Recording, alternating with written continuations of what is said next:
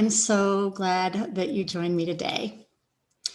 What you've been told about mental health, what you've been told about mental illness, there's parts of it that is not even true.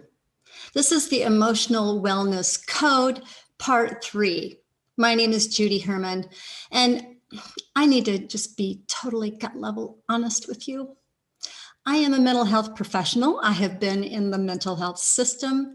I have seen it from all angles, not only in my private practice, but also on a personal angle, with having been married to my second husband for many years, who was very high functioning and yet had a very severe mental illness that caught me by surprise during the psychotic episodes. And I've learned a lot over the years.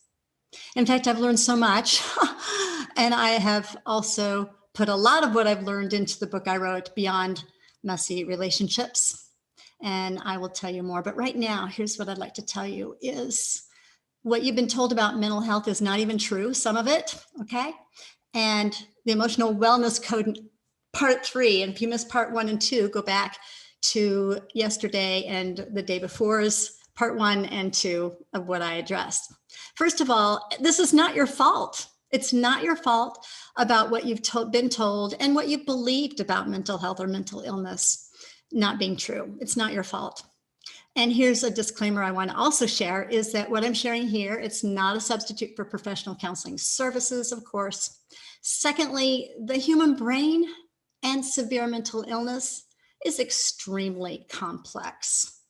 And I'm sharing from my own experiences, both as a mental health practitioner and having lived with a husband who was highly functioning, apart from his episodes, of course, but highly functioning, living with a severe mental illness to the extent that I was unaware of and that caught me off guard and by surprise as a mental health service provider. Of course, I wasn't his therapist, right? I was his wife. And so there was a whole lot that I've learned. And I want to share with you that I think is going to be very helpful, extremely helpful, especially if you yourself have had a mental health diagnosis, or if you're living with a loved one who has it. Now, supposedly one in about half the human population will go through a mental health crisis or a diagnosis at some point in their lives. I think it's maybe a diagnosis at some point in their life. So it's kind of normal, natural to perhaps experience prolonged depression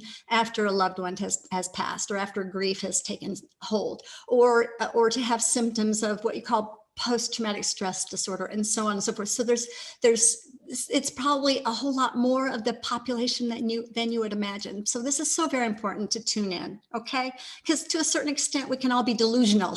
We can not believe, or we can believe things that are not true, or believe that true things that are not. Well, that's what I meant to say. Things that are not true. So anyway, I want to clear the air on some of this based upon my own experiences of being in the system and also in a personal way. So what I covered with the first Part 1 of Emotional Wellness Code is that labels, diagnostic codes, they can limit our thinking about ourselves. And then number 2, that they can keep us from developing resilience. And I touched a little bit on it's for the mental health system. Yes, we need them to a certain extent, but let's not identify our entire humanity through a mental health diagnosis and too much focus on that in therapy and also in one's life is not really honoring your human resilience and your human growth, which is what we are all called to do. But there are some crucial factors. Number 3 is, here's what I'd like to cover today. There are crucial factors that are not well known and that should be well known.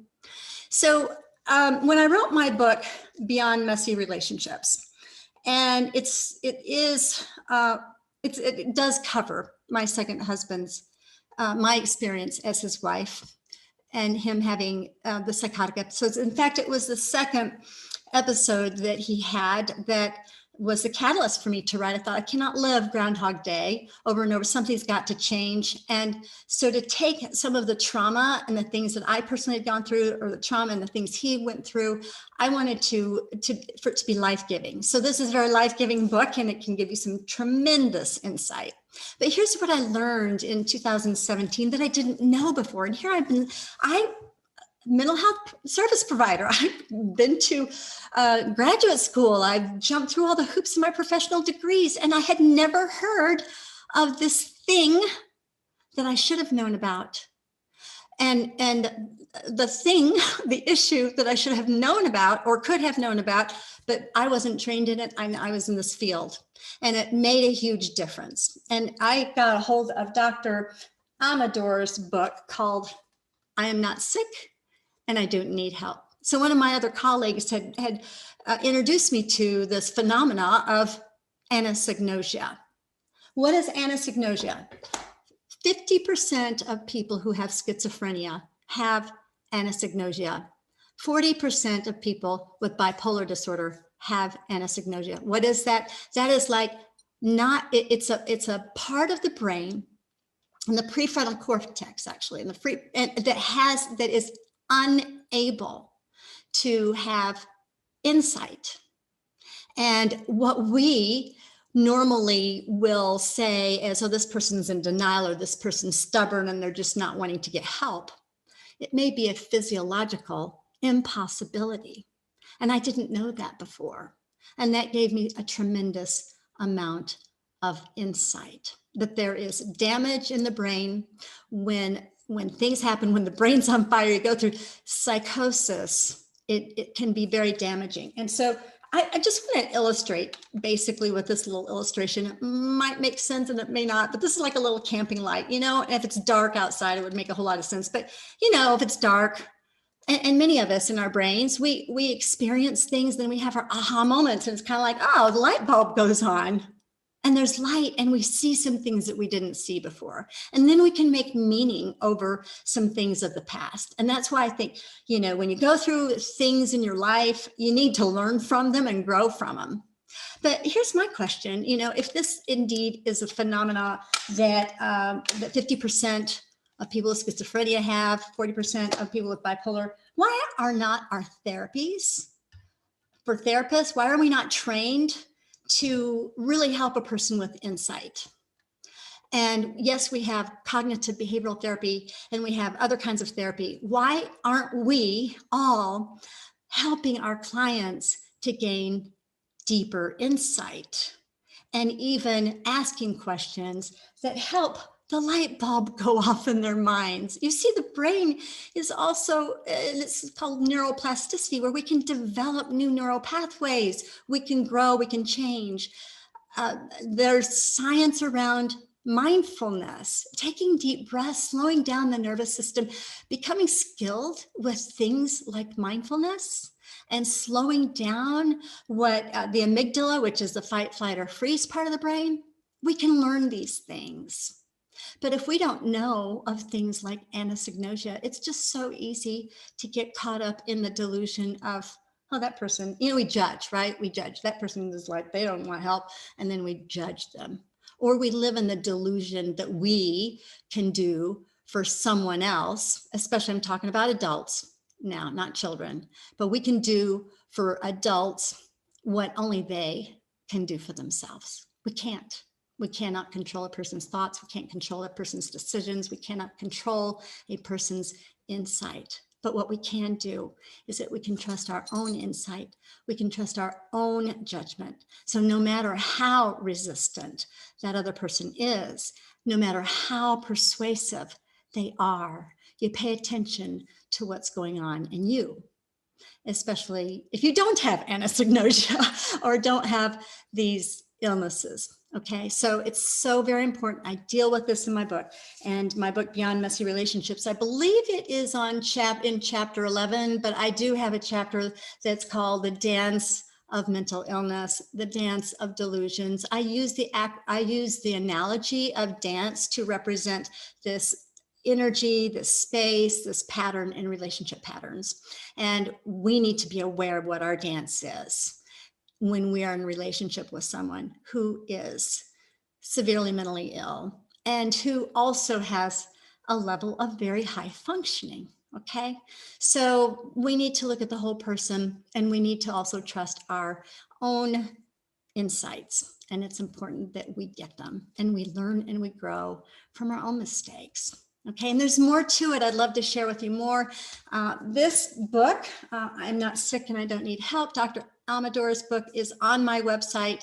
I have and I've got the link there that you can just click on, because I've got a resource page and you can order it from there if you'd like. But it is very much needed that we need to be well aware of what we're dealing with. And it's complicated. Like I said, the brain is complicated, mental illness is complicated, but I believe that we can catch that train before it really takes off. But only the person who has the illness themselves can make that decision, and we need to let go. Otherwise, and I do deal with, you got to have some partnership in your marriage. You have to have a fortress strength partnership and trust that is unusual in order to withstand the storms that come if you are living with someone who has a mental illness to that degree, or any degree for that matter. So keep yourself well. Your sleep is extremely important, and it's extremely important you pay attention to what is real, and also find out as much as you can and get some insight yourself. So I'd love to help you more. I do have a remarkable coaching program called Show Up and Be You. It's a 12-week coaching program to how to stop walking on eggshells and be the real you. And I have a couple of openings for Discovery Call. Yes, I am a therapist, a psychotherapist, and I'm also an author and a speaker, but I'd love to help you and come along and support you. So feel free to check into those resources, and then you can order my book wherever books are sold, but you can also get an author signed copy on my website. But the main thing is that, number one, I just want to review what you've been told about mental health and mental illness is not even true, some of it, right? And that the emotional wellness code is 3 things. Labels can limit our thinking about ourselves. Labels can keep us from developing resilience. And then crucial factors like Anasognosia and other things we need to know, but they're not well known. So let's get ourselves educated and trust your own insight and your own wisdom, especially if you're dealing with someone day in and day out that is also causing a tremendous amount of stress. So I want to help you. There is a relationship stress quiz as well on my website. Go to judycounselor.com. Thank you so much for meeting me here. And if this information resonates with you, please like, share, comment. I would absolutely love to hear from you. Okay, bye-bye.